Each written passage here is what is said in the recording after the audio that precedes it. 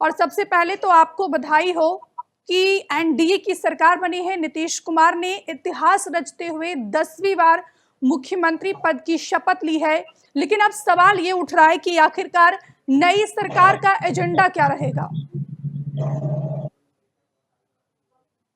नई सरकार का एजेंडा क्या रहेगा, ये भी अब जब सवाल उठ रहा है। नई सरकार के एजेंडा के ऊपर ही तो जो सरकार बनी, जिसको लेकर के हमें इस तरीके का अप्रत्याशित बहुमत मिला है, वो क्या था? सिर्फ मॉडल था हमारा बिहार का डेवलपमेंट मॉडल, कि बिहार में जो डेवलपमेंट के मॉडल को हमने दुनिया को दिखाया, बिहार के राज्य के लोगों ने देखा और जिसको उन्होंने सराहा और उसके लिए उन्होंने शीर्ष नेतृत्व का आभार किया। और जो आपको पोलिंग के पैटर्न्स में दिखा कि किस तरीके से अप्रत्याशित मतदान हुआ, अप्रचंड बहुमत हमें मिला है। तो हमारा मॉडल ही सिर्फ है कि बिहार का विकास का मॉडल। और हमारे मोदी जी, जिन्होंने 15 फाइनेंस कमीशन के लिए, ये लोग बराबर जो राग अलापते रहते हैं कि विशेष राज्य का दर्जा, तो विशेष राज्य का दर्जा ही तो 15 फाइनेंस कमीशन में जो अमेंडमेंट हुआ, अब तक 1971 के पॉपुलेशन को कंसिडरेशन में लिया जाता, तो उसमें सर्टेन अमेंडमेंट्स किया गया, जिससे हिंदी जो बेल्ट है और खास करके बिहार को इसमें से बहुत ज्यादा फायदा हुआ है और उस तरीके के फंड मिल रहा है। और जो सेंटर से फंड नीतीश जी के द्वारा, मोदी जी के द्वारा जो दिया जा रहा है, उसका डेवलपमेंट मॉडल आप विकास बिहार में देख रही हैं और वो विकास के रास्ते पे आज।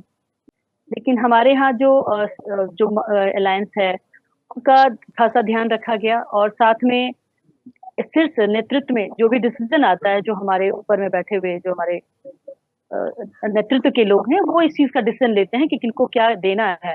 जहां तक इनकी बात, अभी तो बहुत सारा पोजीशन बचा हुआ है, सारे के सारे जितने हमारे पास कैबिनेट पोजीशनिंग है, वो तो पूरा अभी उसका तो अभी पहला दिन था, सिर्फ पोस्ट टेकिंग सेरेमनी था। तो इसमें अगर आप वो उस तरीके का विश्लेषण कर रहे हैं, तो मुझे लगता है कि अभी ये राइट टाइम नहीं है। अभी हमारे पास एम्पल टाइम है और आने वाले समय में ये सारी चीजें आपको देखने को मिलेंगी। नहीं तो आने वाले समय में क्या लगता है आपको कि कुछ और महिलाओं की हिस्सेदारी इस मंत्रिमंडल में बढ़ सकती है?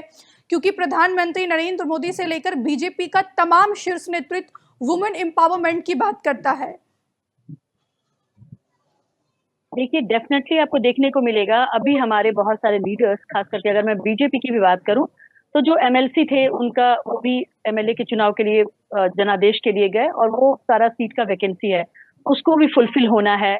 और जितनी महिलाएं जीत करके आई हैं, उसमें आपने देखा कि उसमें भी उनको कंसिडरेशन में लेना है। मंत्रालय चलाना होता है, तो मंत्रालय चलाने के लिए उन चीजों का भी ध्यान रखा जाएगा कि किनको क्या मंत्रालय दिया जाए, कौन सी इसके लिए सुटेबल रहेंगी। तो इन सारी चीजों को कंसिडरेशन में लेते हुए हमारा शीर्ष नेतृत्व इस चीज का ख्याल रखता है और आगे आपको कोई भी शिकायत नहीं होगी, इतना तो मैं आश्वस्त डेफिनेटली। मैं हमसे जुड़े रहने के लिए हमारे YouTube चैनल को सब्सक्राइब करें और नई वीडियो की नोटिफिकेशन के लिए बेल आइकॉन को दबाएं।